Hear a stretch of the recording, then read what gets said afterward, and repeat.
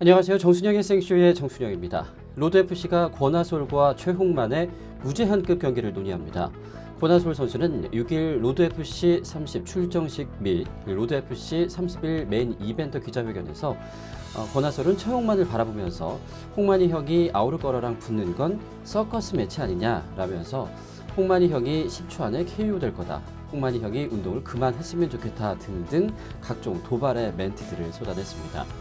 최홍만 선수는 권하솔의 도발에 한참 동안 어처구니 없는 표정으로 자리를 지키긴 했지만 이 글러브를 또 최홍만 앞에 던지면서 일촉즉발의 그런 상황이 펼쳐지기도 했는데요.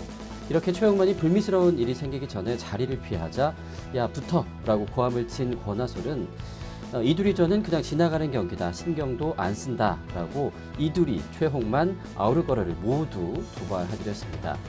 이에 로드FC 관계자는 무제한급도 헤비급으로 수용하지 못하는 선수들을 포용하고자 도입한 것이라면서 권하솔을 무조건 허락하지 않을 수는 없게 됐다. 지금 상황이 앞으로 내부 회의 안건으로 정식 상정돼서 이 안건을 결정할 예정이다라고 밝혀주기도 했습니다.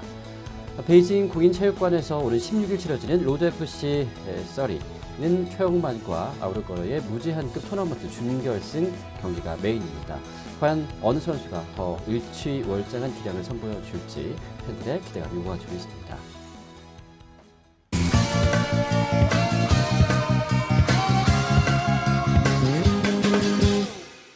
장동민, 나비 커플의 거침없는 애정 공세에 라디오스타 MC들이 두 손 두 발을 모두 들었습니다.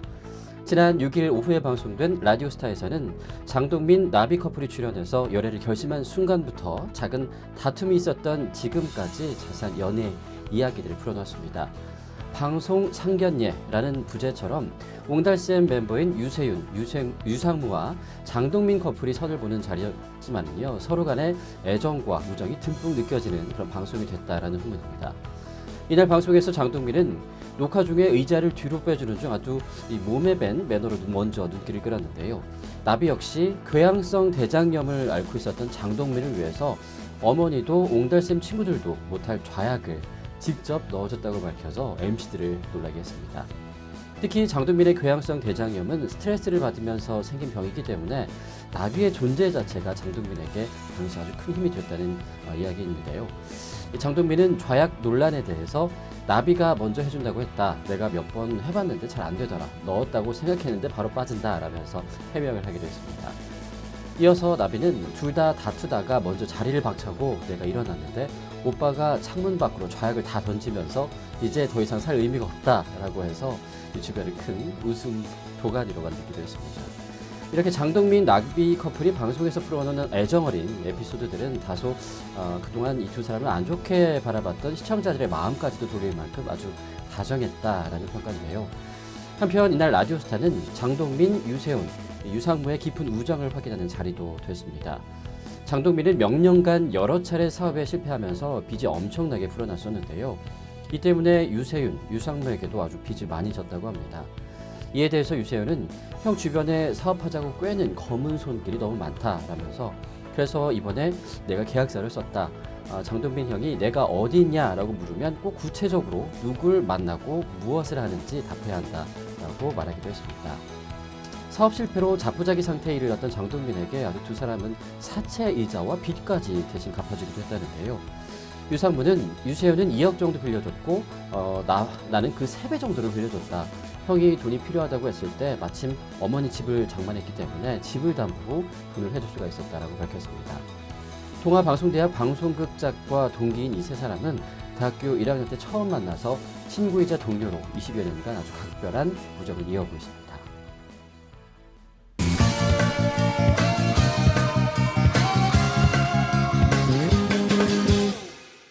추신수가 첫 안타를 기록했지만 승리는 2대5의 시애틀이 가져갔습니다. 시애틀 메리너스는 7일 2016 메이저리그 텍사스 레인저스와의 개막 3연전 마지막 경기에서 9회 초 9대5 역전승을 거뒀습니다. 추신수 선수는 이날 1번 타자 우익수로 선발 출장을 해서 시즌 첫 안타와 첫 득점으로 4타수 1안타 1득점을 기록을 했는데요. 라인업에 포함이 됐던 이대호 선수는 경기에서 이번 경기에는 출장을 하지 않았습니다. 하지만 앞선 경기에서 만난 이대호 선수는 추신수와 다시 만나면서 잘 맞았는데 아쉽다라고 말을 했고, 추신수 선수 역시도 네가 더 잘 맞았는데 더 아쉽다라고 서로를 다독이는 그런 아주 훈훈한 모습을 연출하기도 했습니다. 먼저 침묵을 깬 건 추신수 선수였는데요. 이 텍사스는 6회 말 선두타자 추신수의 시즌 첫 안타를 시작으로 이안 데스몬드의 안타, 또 프린스 필더의 역전 3점포로 경기를 단숨에 뒤집었습니다.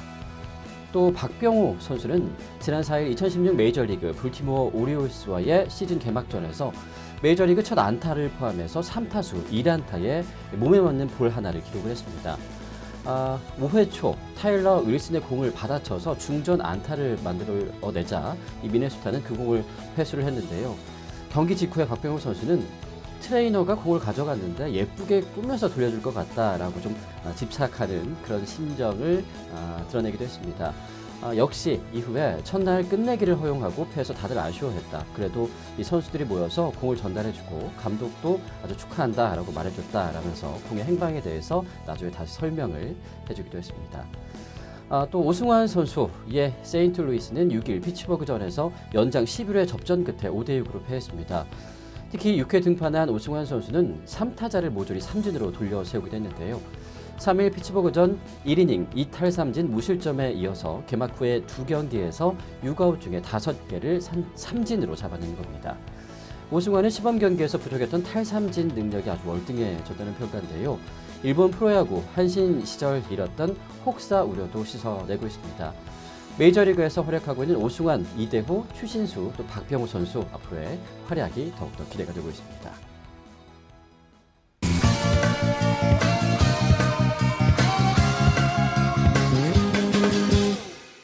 국내 유명 라면 업체 컵라면에서 곰팡이가 발견돼서 논란이 일고 있습니다.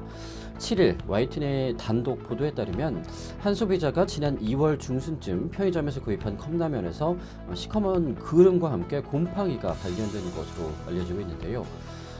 이 방송에 따르면 소비자는 제품을 구입했을 때 비닐에 씌워져 있는 등 포장에는 전혀 문제가 없었다라고 설명을 했었다고 합니다. 곰팡이가 발견된 해당 라면은 지난 1월 22일 오후 4시 26분에 만들어진 제품이라고 하는데요. 불과 만든 지 20여일 정도 지난 사이에 문제가 발생한 셈입니다. 이에 대해서 식약처 측은 해당 제품에 대해서 한국식품정보원과 일본 위생미생물연구센터가 공동으로 검사를 한 결과 이 물질은 푸른 곰팡이로 알려진 페니실리움이라고 밝혔습니다. 페니실리움은 항생 물질인 페니실린을 만드는 그런 물질로도 유명한데요. 하지만 식품 오염의 원인이 되는 유해성 독소를 내뿜어서 간암을 유발하거나 콩팥 기능을 떨어뜨리는 것으로 알려지기도 했습니다. 이렇게 곰팡이 라면이 논란이 일자 해당 업체 측은 라면을 만들 때는 전혀 문제가 없었고 공장 안의 습도가 낮기 때문에 곰팡이가 필 수가 없다. 유통 과정에서 용기가 파손된 틈으로 균이 들어갔을 것이라면서 직접 당사자와 함께 이 문제를 해결하겠다라는 입장만을 계속 고수하고 있는 것으로 전해지기도 했습니다. 하지만 이에 대해서 연구소 측은 발견된 곰팡이가 건조한 환경에서도 자랄 수가 있고 유통뿐만이 아니라 생산 단계에서도 오염이 될 수 있다라고 여러 가지 경우의 수를 또 설명을 해주기도 했는데요. 라면에 곰팡이가 이렇게 피었다라는 소비자들의 민원은 과거에도 아주 많다고 합니다. 식약처에서는 해마다 라면 이물질 신고가 600여 건, 또 곰팡이가 피었다라는 신고는 최근 3년 동안 52건이 접수된 것으로 조사가 되는데요. 하지만 모두 신고가 된 게 아니라 접수 전에 이 당사자와 회사 측에서 조율이 된 경우가 따지면 더 많을 것이다라는 평입니다. 소비자원 역시 지난 3년 동안 라면과 관련된 상담이 600건 정도였고 곰팡이가 발견됐다는 것만 32건이라고 합니다. 식약처는 2010년 이 식품업체 이물보고 의무화 제도 도입이 신고 건수를 좀 줄이는 데 도움이 됐을 것이라고 분석을 하고 있다고 하네요.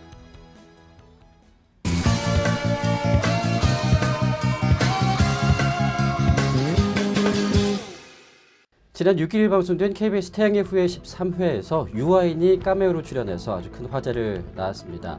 유아인은 같은 소속사 식구이기도 한 배우 송혜교와의 의리를 지키기 위해서 지난해 12월 태양의 후예 촬영에 함께한 것으로 전해졌는데요.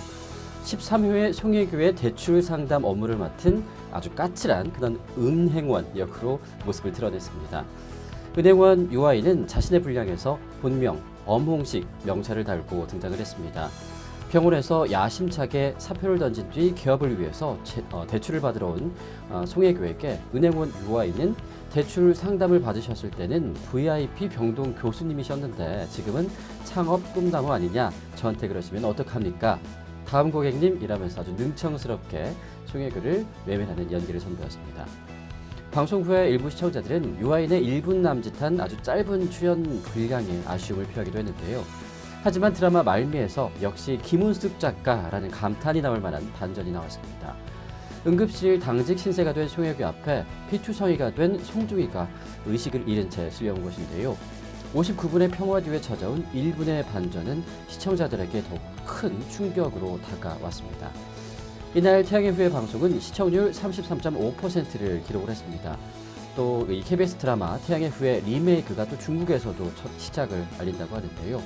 지난 7일 스타뉴스의 단독 보도에 따르면 태양의 후예 제작사 뉴 측은 최근 중국이 리메이크판 제작을 확정지은 것으로 알려졌습니다.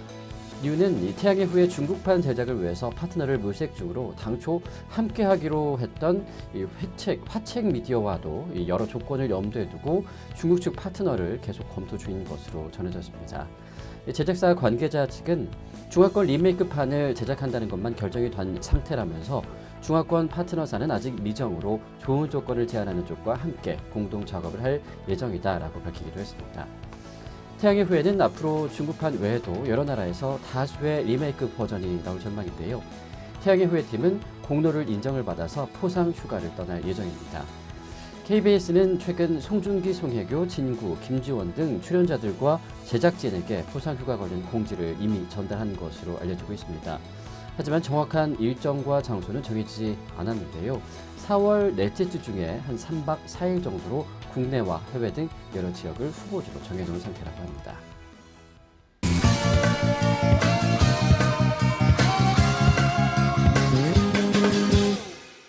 4.13 총선 사전투표가 8일과 9일 오전 6시부터 오후 6시까지 진행이 됩니다. 중앙선거관리위원회는 7일 사전투표는 별도 신고 없이 전국의 어느 사전투표소에서나 투표가 할 수가 있고 서울역과 용산역 그리고 인천공항에서도 사전투표소가 설치가 된다라고 밝혔습니다. 본인의 주민등록증, 여권, 운전면허증, 국가유공자증, 학생증 등등 관공서 또는 공공기관이 발행한 사진이 첨부된 증명서만 있으면 가능하다는데요. 유권자가 자기 지역 내에 설치된 사전투표소에 가면 지역구와 비례대표 선거 2장의 투표 용지만 교부받으면 됩니다. 하지만 관할구역 밖에 설치가 된 사전투표소에 가게 된다면 투표 용지 2장과 또 회송용 봉투를 교부를 받아서 기표를 하면 됩니다. 기표 후에는 투표용지를 회송용 봉투에 넣고 봉함을 한 후에 투표함에 투입을 하면 모두 투표가 끝난다고 합니다. 한편 여야는 사전투표가 1차 승부처가 될 것이라고 보고 현재 지지층을 끌어내기 위해서 총력전을 펼치고 있는 상황입니다. 새누리당이 중년층, 또 더불어민주당은 젊은층, 또 국민의당은 무당층의 투표 견인을 위해서 아주 관심을 갖고 전력을 다하고 있는데요. 먼저 새누리당은 50대에서 60대 이상의 중장년층이 타깃입니다. 이 중장년층의 사전투표를 높이기 위해서 현재 주력을 하고 있다고 하는데 김무성 대표는 각 지역 유세를 다니면서 공천을 잘못해서 50, 60대 지지층이 섭섭한 마음을 갖고 투표하러 가지 않겠다라고 한다. 정말 잘못했다. 한 번만 용서해달라라면서 이 투표를 호소를 하고 나섰습니다. 또 한편 더불어민주당 역시 30대의 장하나 의원을 위원장으로 해서 사전투표위원회까지 설치를 해서 현재 사전투표율 20% 달성을 목표로 아주 전력 투구를 하고 있습니다. 특히 20대, 30대의 청년층의 투표를 견인하기 위해서 SNS 등 온라인에 아주 대대적인 홍보 활동에 나서고 있는 상황이라고 하는데요. 여당, 야당을 불구하고 이렇게 각자 자신들의 지지층을 집결시키기 위한 이런 사전투표 선거들도 어떻게 보면 또 하나의 선거가 아닌가 이런 생각이 듭니다. 과연 이번 선거 결과가 어떻게 날지 모르겠지만 그래도 투표율 정도는 어느 정도 상위권을 좀 올려놓을 수 있는 하나의 계기가 될 수 있으면 하는 생각을 가져봅니다.